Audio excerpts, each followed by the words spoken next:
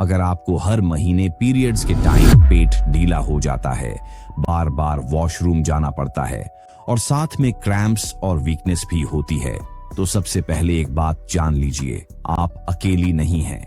बहुत सी लड़कियों को पीरियड्स के दौरान लूज मोशंस या डायरिया होता है, लेकिन क्यों और क्या ये नॉर्मल है या किसी प्रॉब्लम का साइन? इसका जवाब समझने के लिए हमें बॉडी के अंदर चल रही प्रोसेस को समझना होगा।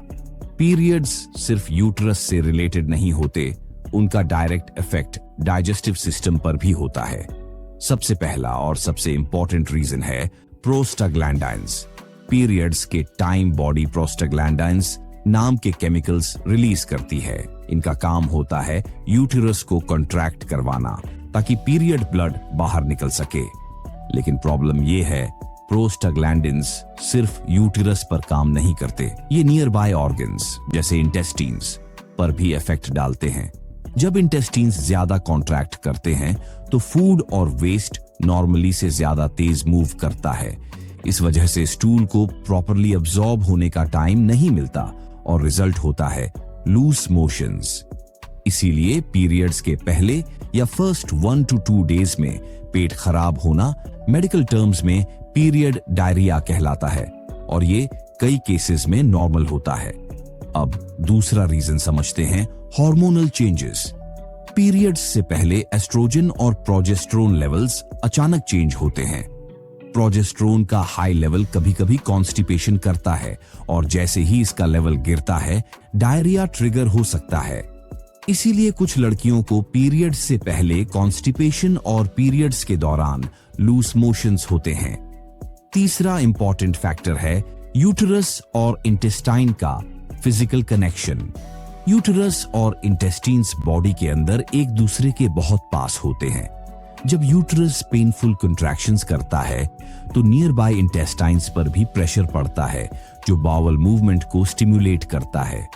इसका मतलब क्रैम्प्स जितने सीवियर होंगे, लूज मोशंस का चांस उतना ज्यादा हो सकता है। अब बात करते हैं डाइट की। पीरियड्स के टाइम कई लोग ज्यादा शुगरी, स्पाइसी या जंक फूड क्रेव करते हैं। ये फूड्स ऑलरेडी सेंसिटिव गट को और इरिटेट कर देते हैं, जिससे डायरिया वर्सन हो सकता है।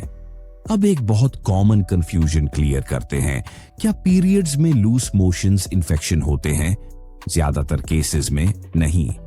अगर लूज मोशंस सिर्फ पीरियड्स के साथ होते हैं और 1 से 2 दिन में खुद ठीक हो जाते हैं, तो ये हार्मोनल रीजन की वजह से होते हैं, इन्फेक्शन की वजह से नहीं।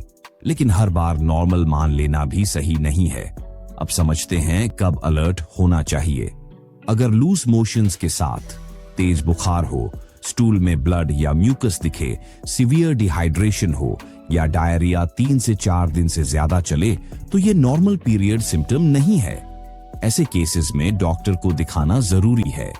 कुछ मेडिकल कंडीशंस में पीरियड डायरिया ज्यादा सीवियर हो सकता है, जैसे endometriosis, IBS, irritable bowel syndrome या इन्फ्लेमेटरी बाउल कंडीशंस। इसलिए अगर हर साइकिल में गट सिम्टम्स बहुत ज्यादा डिस्टर्ब कर रहे हों, तो उन्हें इग्नोर नहीं करना चाहिए। अब बात करते हैं रिलीफ कैसे मिले।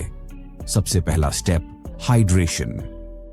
लूज मोशंस में बॉडी से वाटर और इलेक्ट्रोलाइट्स निकल जाते हैं, इसलिए पानी, नींबू पानी, ORS जरूर लें। दूसरा, लाइट और सिंपल फूड। खिचड़ी, दही, केला जैसे फूड्स गट को काम रखते हैं। तीसरा, पीरियड्स के फर्स्ट 2 डेज एक्सेस कैफीन और जंक फूड अवॉइड करें। और सबसे इंपॉर्टेंट, अगर पेन और डायरिया बहुत सीवियर हो तो पेन किलर या मेडिकेशन डॉक्टर की सलाह से लेना बिल्कुल ठीक है। पेन सहना जरूरी नहीं है। अब कंक्लूजन समझिए। पीरियड्स में लूज मोशंस होना अक्सर हार्मोन्स और प्रोस्टाग्लैंडिन्स की वजह से होता है और ज्यादातर केसेस में नॉर्मल होता है। लेकिन अगर सिम्टम्स एक्सट्रीम हो रहे हैं तो उन्हें इग्नोर करना नॉर्मल नहीं है। अपनी बॉडी को समझना और उसकी बात सुनना ही रियल सेल्फ केयर है। अगर आज आपको ये समझ आया हो कि पीरियड्स में लूज मोशंस सिर्फ आपके दिमाग में नहीं बल्कि साइंटिफिकली एक्सप्लेनेबल हैं, तो वीडियो को लाइक और शेयर करें और कमेंट में यस लिखकर बताएं, क्या आपने भी ये एक्सपीरियंस किया है।